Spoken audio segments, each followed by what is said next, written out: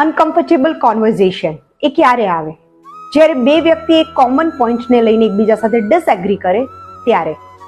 Generally આ ટાઈપના conversation આપણે અવોઇડ કરીએ છીએ just to maintain piece in our relationship. પણ એનાથી કોઈ લોંગ ટર્મ સોલ્યુશન નથી મળતું.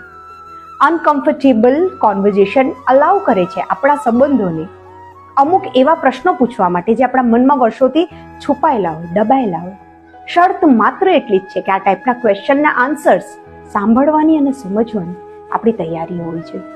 આ ટાઈપના કોન્વર્ઝેશન આપણા સંબંધને વધુ ઓનેસ્ટી, સ્ટેબિલિટી અને પારદર્શકતા આપે છે. આ ટાઈપના હાર્ડ કોન્વર્ઝેશન જો એક રિસ્પેક્ટફુલ વેમાં અને કામ રીતે પૂછવામાં આવે તો બેસ્ટ રિઝલ્ટ આપે છે. લાઈફમાં જ્યારે પણ આ ટાઈપના કોઈ કોન્વર્ઝેશનનો તમારે સામનો કરવો પડે તો એને આ દરેક પોઈન્ટ મગજમાં રાખીને કેરી ઓન કરજો. આઈ એમ શ્યોર કે તમને બેસ્ટ